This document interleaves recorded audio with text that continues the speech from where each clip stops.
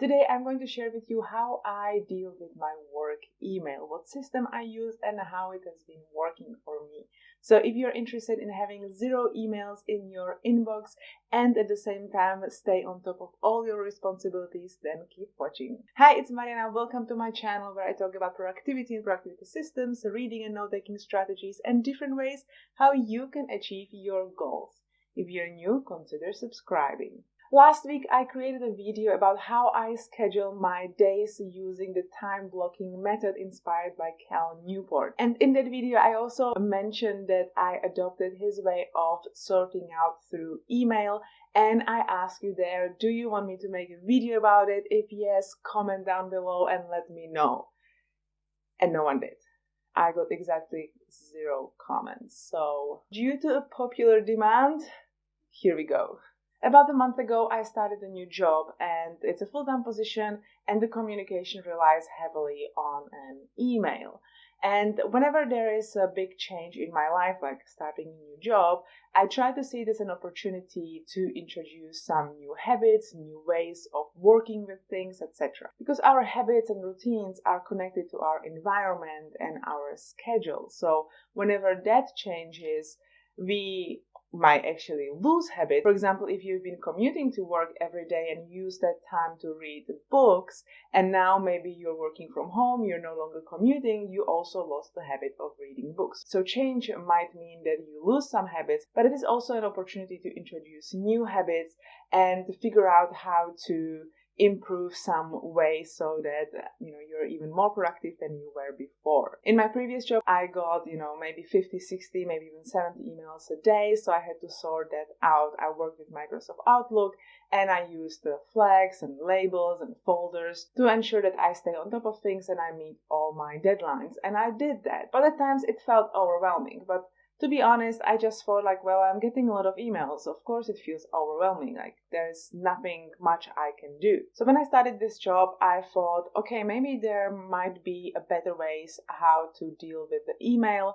And you know that I've been a fan of Cal Newport, and I knew that he's using this task management system where he moves all his emails from his email box into Trello, sorts it out and works with it. So I was like, well, why not to give it a try? I've been using Trello boards in my personal life for years, so there is nothing I need to really learn. I'm quite familiar with it, so why not to just copy paste what he is doing and see if it works for me. And if it doesn't work, I can always go back to using the Outlook for all my tasks and emails. So what does Cal Newport actually do? If you're not familiar with Cal Newport, he has several work roles that he needs to fulfill. He's a researcher, he's a writer, he's a lecturer at the university, he sometimes also has administrative roles. So he has a lot of different roles that don't have much in common with each other. So he creates a Trello board for each role, and then inside of the Trello board he has all the tasks and emails that are related to his role. So I sorted out my Trello board the same way as Cal Newport does, and I have 6 categories. I have here the back burner, waiting, figure out, this week, today, and done. So for back burner, those are the tasks that I don't plan to attack this week, but I definitely want to keep it in mind and come back to it at some point. The waiting one is for when I send an email and I'm waiting for someone to come back to me. I save it here in case I need to send them a follow-up email. Figure out is for things I need to research, I need to check out, and I need to figure out.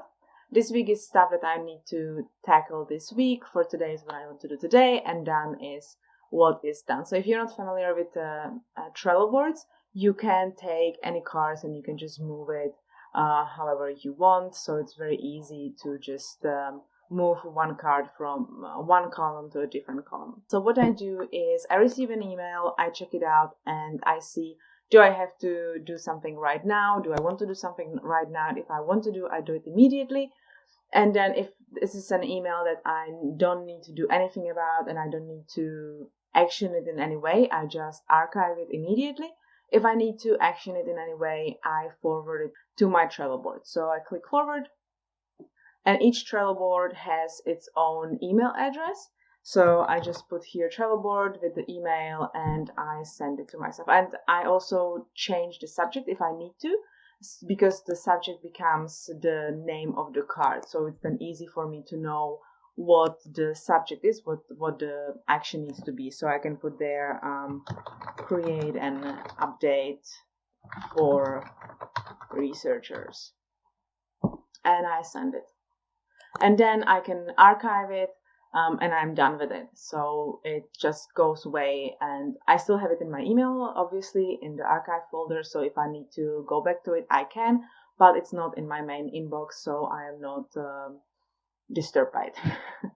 So I go to Trello board, and you can see that now in the back burner it appeared here. So when I click on it, I can see the email in the description. If there were any attachments, I also see the attachments here. So everything is here, and I don't need the email actually anymore, but it's there, as I said, if I would want to. At least once a day, usually in the evening, I go and sort it out. So I can see like, oh, this is create an update for researchers. This is something I want to do this week, definitely. Then I will put it under this week.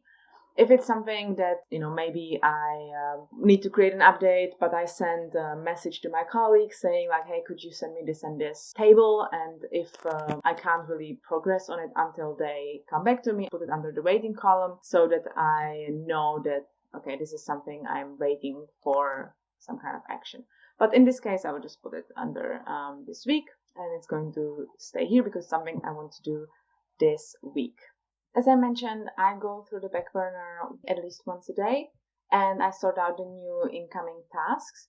But then at the end of each week, when I'm creating the next week, I go through the back burner again and just go through all the tasks that are there, and I see if there is something that I want to move into this week or the upcoming week so I can tackle it.